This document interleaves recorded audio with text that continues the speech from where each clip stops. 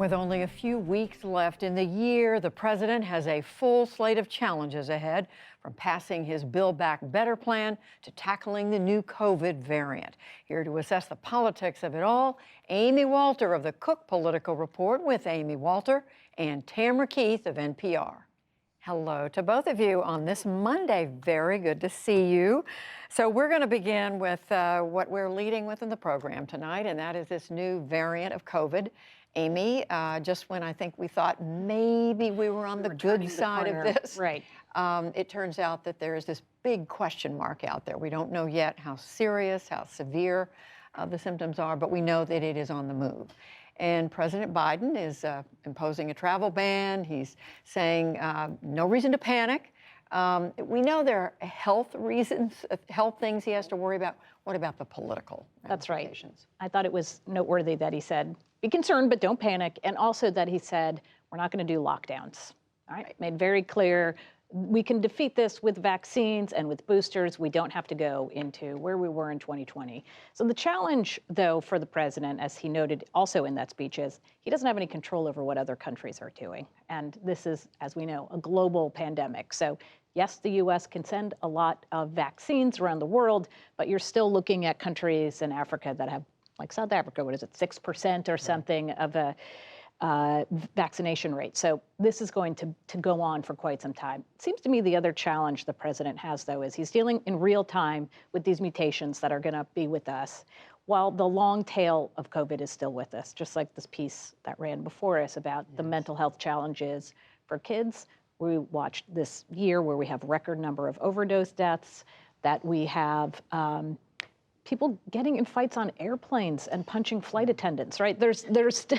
We're still dealing with the effects of being in lockdown for 2020 that haven't been resolved. We're still sort of getting back into society while we're also dealing with the present reality of a mutating virus that is probably going to be with us for some time. Not to mention the economy. I mean, not to mention the economy, exactly. So many different pieces of this that the president has to think about, but it is affecting him.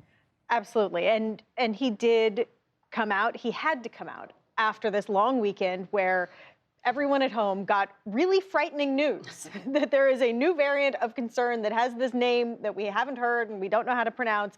And he had to come out and say, basically, I'm president, I'm here to help, even though they have virtually no answers on all of the important and relevant questions. And he doesn't have a lot of levers left to push. He can beg people to wear masks, but outside of liberal urban centers, people just aren't wearing masks anymore.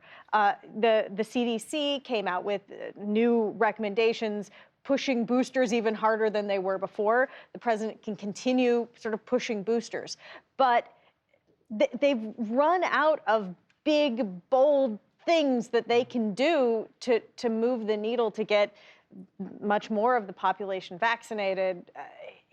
He's in a tough spot, and his political future rests on people feeling like there is some sense of normal. And just as we were having this semi-normal Thanksgiving where we saw people we haven't been in the same room with in a long time, just as this was happening, this news comes out that is a big, bad reminder that COVID isn't done with us. And as we're heading into the holidays, people are asked to be patient. Let's wait, we'll find out later how serious it is. But meantime, Amy, of course, this isn't the only thing the president's dealing with right now. He's got several things sitting before the Congress. First and foremost, Build Back Better, his big social spending program. Then there's a defense authorization bill. There's funding the government. What is it all? Debt ceiling. What does it all look like? Remember, it wasn't that long ago, Tam, but maybe it was 100 years ago. It feels like that these would be considered a really big deal. There would be panic on Wall Street, people in Washington would be panicking, oh my gosh, we're getting to the end of the year, and there's a debt ceiling, and we're going to fall off a cliff with government funding. And now it just seems like there's sort of a shrug, collective shrug, because this seems to happen every year, and it fixes itself, and we don't head into disaster area. But the bigger challenge for the president is getting his Build Back Better plan passed before we head into 2022. Right? The majority leader, Chuck Schumer, said today, we're going to get this done by Christmas, maybe. But he wants this done so that 2022 starts off with hey, everybody, look what Democrats have offered before you for the midterm elections. So 28 days before Christmas, or I don't know, I didn't count. I just made that up, Tam, however many days it is. I mean, how much of this is in the president's control? Because we're talking about this at a time when his public opinion approval ratings are, are moving down. Yeah, and this comes at a time when Democrats really are convinced that they need this. Democrats believe that they need to be able to go out and say, look at all this stuff we did for you. I'm not sure that that is totally going to work, but they have become convinced that they need that. And certainly President Biden is going to be pushing for this. The White House is signaling that they are planning to be tougher on Republicans. The thing is, Republicans have pretty easily consolidated behind a message that is like, no, no, no, this thing could hurt inflation. No, no, no, this is just going to run up the debt. And Democrats haven't quite consolidated behind a message of what's in it and why it's a good idea.